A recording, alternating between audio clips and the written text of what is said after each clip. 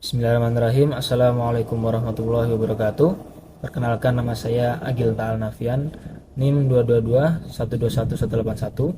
Di sini saya akan menjelaskan pada mata kuliah pengantar usul fiqh mengenai kias.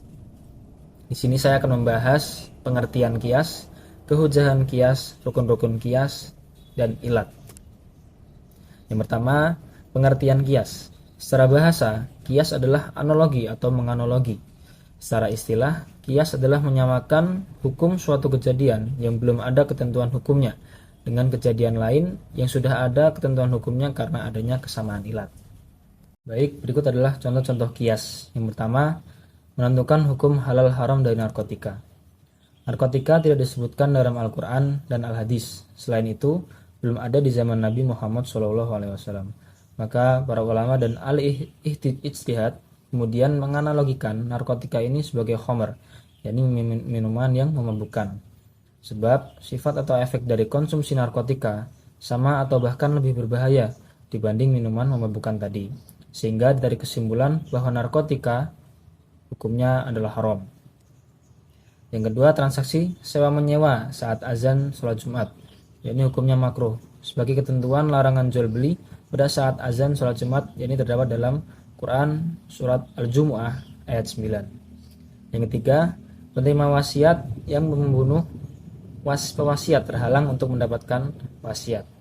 Hal ini dikiaskan dengan ketentuan ahli waris yang membunuh pewaris terhalang untuk mendapatkan warisan sesuai hadis Rasulullah SAW. Ini orang yang melakukan pembunuhan tidak mendapatkan pusaka. Untuk selanjutnya, rukun-rukun kias. Yang pertama ada asul, yakni objek yang telah ditetapkan hukumnya oleh Al-Quran. Contohnya adalah khamr.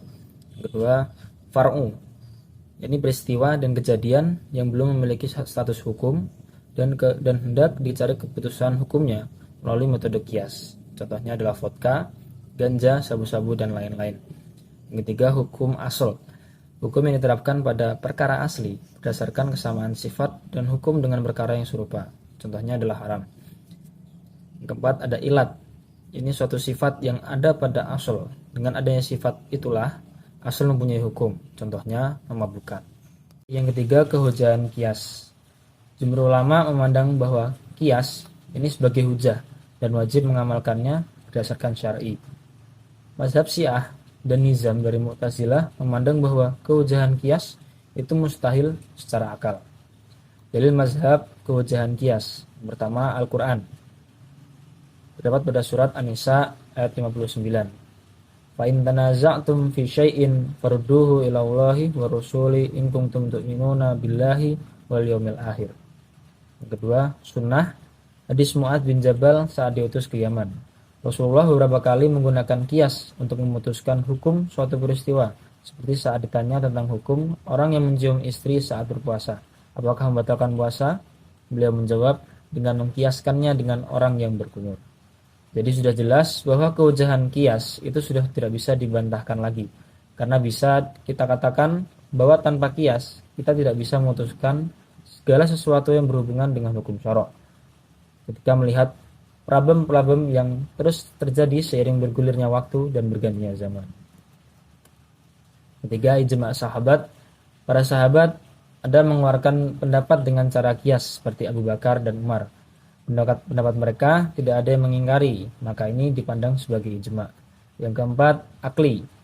Akal tidak bisa menolak suatu perkara yang serupa dan sama dalam hukum.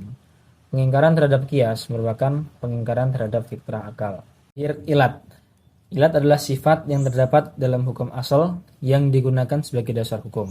Ilat merupakan salah satu rukun atau unsur kias. Ilat juga unsur yang terpenting. Karena adanya ilat itulah menentukan adanya kias atau menentukan suatu hukum untuk dapat direntangkan kepada masalah yang lain. Syarat-syarat ilat.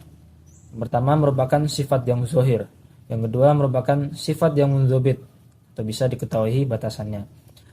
Yang ketiga merupakan sifat yang munasib, yakni sesuai untuk dijadikan batasan ada atau tidaknya hukum. Yang keempat, bukan merupakan sifat yang hanya ada pada asal. Baik, sekian pembahasan dari saya untuk mengenai kias. Jika ada kelebihan dan kurangan, saya mohon maaf. Wabillahi taufiq wal hidayah. Wassalamualaikum warahmatullahi wabarakatuh.